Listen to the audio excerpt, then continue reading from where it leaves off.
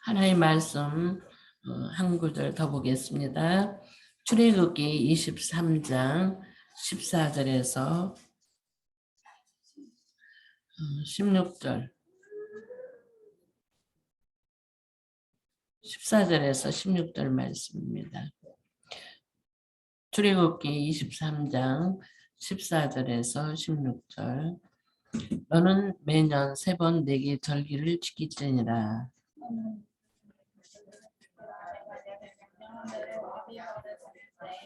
이래 동안 무교병을 먹을지니 이는 그날에 내가 예루살렘에서 왔습니다. 빈손으로 내 앞에 나오지 말지니라.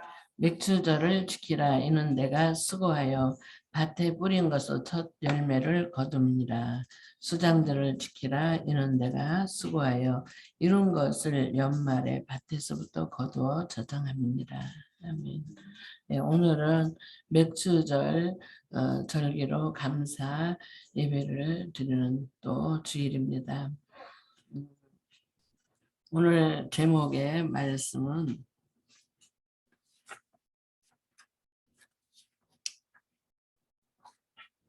경쟁자가 없는 전도자의 삶이라는 제목으로 또한 말씀을 드리겠습니다.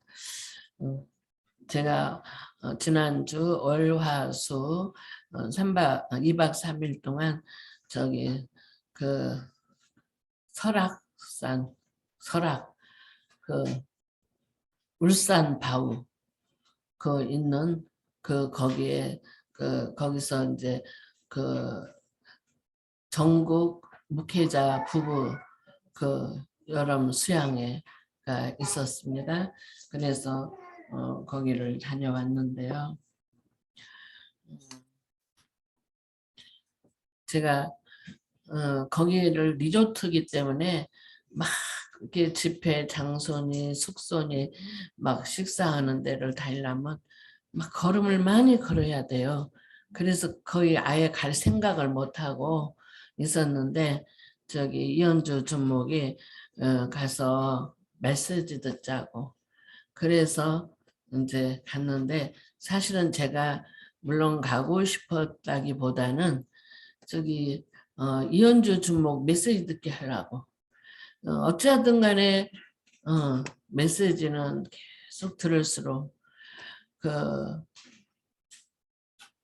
그만큼 영적인 힘이 생기니까 그래서 이제 가자 하고 그렇게 갔는데요. 진짜 거기를 울산 바우를 제가 여러 번 설악산 그쪽으로 지나가면서 속초니 뭐 그 집회 많이 그쪽에 집회 현장 때 다녔거든요. 근데 저는 그거 잘 몰랐는데 이번에 가서 보니까 자세히 보니까 너무 멋있고 웅장하고 그래요. 하나님의 섭리가 저렇게 웅장하고 멋있구나를 또 이렇게 새삼 감격이 됐어요. 그런데 제가 이번에 거기서 말씀 제목이 마지막 사역에 대해서 말씀을 하셨어요. 마지막 사역을 정말 전도 제자들을 세워라. 마지막 사역에 우리는 전도 제자들을 세우고 가는 것이 우리의 마지막 사역이다고 말씀을 하셨고요. 중직자들에게 정확한 분깃을 알고 그 축복을 누릴 수 있도록 중직자들에 대한 메시지를 또 주셨고요.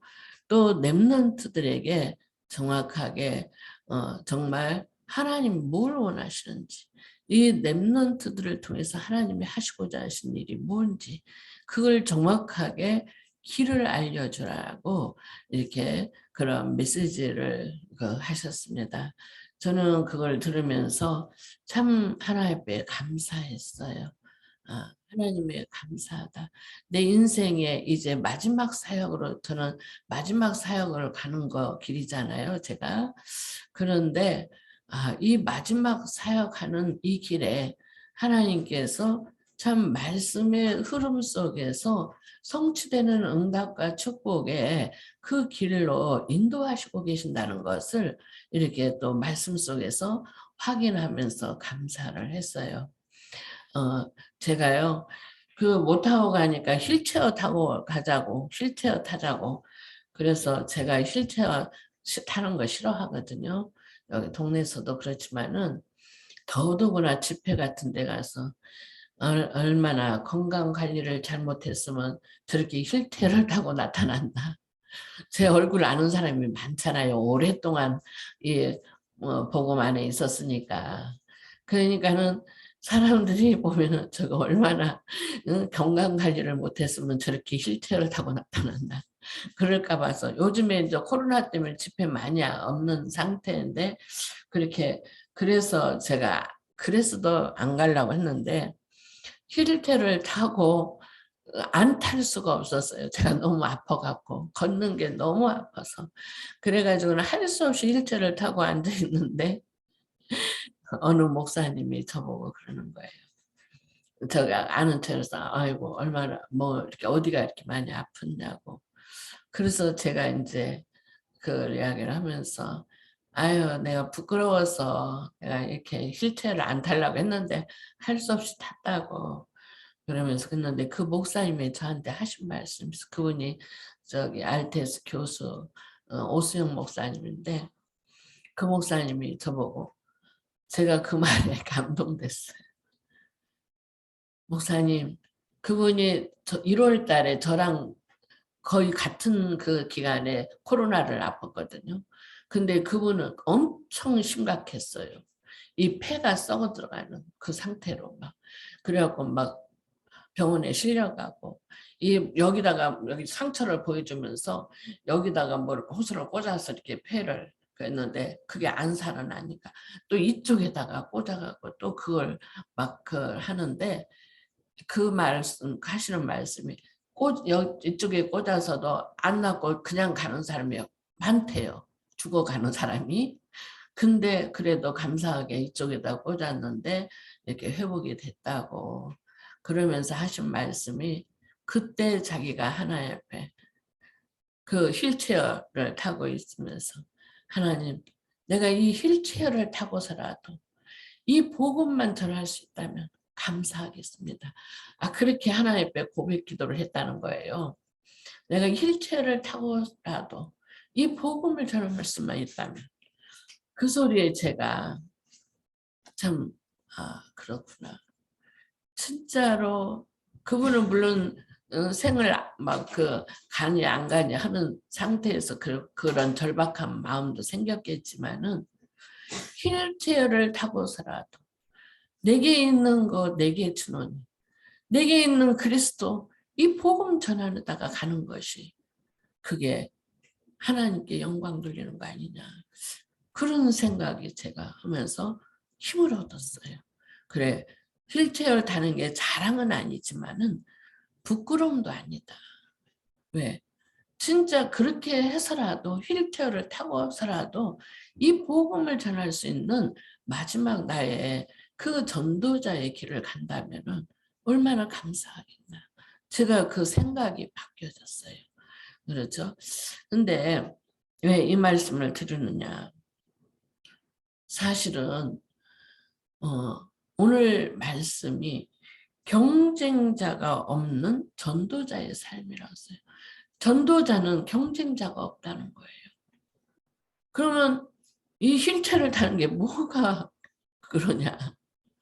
부끄러운데 아니라는 거죠. 하나님은 그렇게 하나님의 분명한 계획이 있고 그 계획 속에서 하시고자 하는 절대적인 목표가 있는데 저보고 끝까지 전도 제자를 찾고 세워서 정말 이 복음을 전달하는 증인들로 많이 세우라는 것.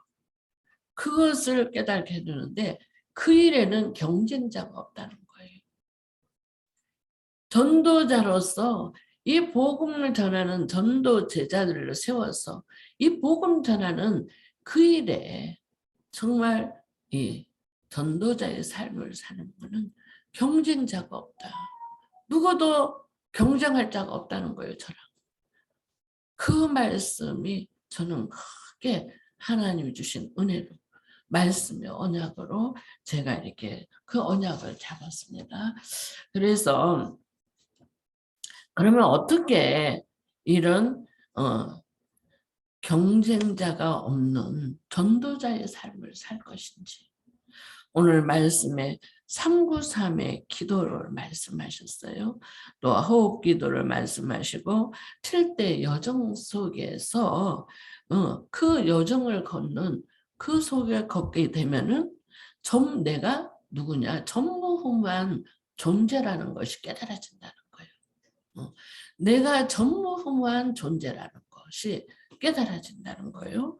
그러면서 뭐예요? 하나님이 나를 하나님의 것으로 창조하셔서 하나님의 것으로 하나님의 현장으로 그 나를 세워가신다는 거예요. 나의 현장이 하나님의 것으로 이루어가신다는 거죠. 그래서 내가 있는 현장이 하나님의 것으로 되어지는 현장이 일어나는 거예요. 나는 하나님의 형상으로 창조되어졌고 나의 것이 하나님의 것으로 이루어져 가고 있다는 것을 말씀하시는 거예요. 그러면서 21가지 전도자의 삶을 말씀을 하셨어요. 정말로 갈보리산의 그 십자가의 그 구속의 은혜, 그 축복을 알고 누리면은 하나님 나라의 축복을 누리고 뿐만 아니라 정말 그 언약 잡고 기도할 때 초대교회 오순절날 성령이 그들에게 임하셔서 세계 복음화를 언약을 이루신 것을 하나님이 일을 이루어 가시는 것을 알게 하시는 거예요. 이 사실을 깨달았을 때 천명, 소명, 사명이 깨달아지고 정말 이제 당연, 필연, 절대가 깨달아지고 그러게 되니까 어떻게 해요? 일심전심 지속할 수밖에 없어요. 또 오직 유일성 재창조의 축복을 누리게 되어지고 그러면서 뭐예요? 정말 하나님이 원하시는 거 오직 유일성 재창조의 축복을 누리게 돼요. 뿐만 아니라 24, 25 영원한 응답과 축복을 누리며 각인뿔이 체질된 인생으로 바뀌어지는 거예요. 이런 축복을 누리게 되어지면은 자연적으로 내가 전무후무한 그 존재라는 것이 깨달아지는 거예요. 그렇겠죠?